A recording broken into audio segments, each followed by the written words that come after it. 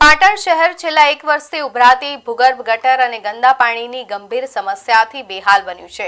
કાલી બજાર, ગામનગર, પદ્મનાભ અને માધવનગર જેવા અનેક વિસ્તારોમાં જીવલેણ ગંદકીના કારણે રોગચાળાનો ભય તોડાઈ રહ્યો છે। આ સમસ્યાના કાયમી ઉકેલ માટે ભાજપ અને કોંગ્રેસના તમામ સભ્યોએ ભેગા મળીને ₹70 લાખનું બજેટ મંજૂર કર્યું હોવા છતાં 20 દિવસ વીતી જવા છતાં કામચોર અધિકારીઓની બેદરકારીના કારણે હજી સુધી ટેન્ડર પ્રક્રિયા પણ શરૂ થઈ શકી નથી। તંત્રની આ અણઆવડત સામે લાલ આંખ કરતા પાટણ શહેર કોંગ્રેસ પ્રમુખ અને કોર્પોરેટર દીપક પટેલે આક્રોશ વ્યક્ત કર્યો હતો અને અલ્ટિમેટમ આપ્યું છે કે જો આગામી 2 દિવસમાં ગટરની સમસ્યાનો ઉકેલ નહીં આવે તો તેઓ જનતાને સાથે રાખીને નગરપાલિકાના ચીફ ઓફિસર અને પ્રમુખની ઓફિસને તાળાબંધી કરશે।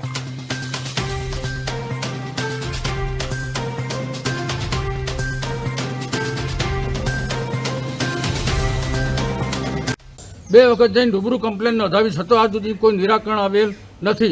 અમારી સોસાયટીમાં બંને બાજુ મકાન છે, આખી લાઈનમાં ગટરનું પાણી ઉભરાય છે। નાના બાળકો છે, નાના બાળકોને પણ રોગચાળો ફાટી નીકળવાની તકલીફ છે। તો ગમે તે કરીને વિનંતી છે અમારી કે ભાઈ આનો સોલ્યુશન લઈ આવો અમને।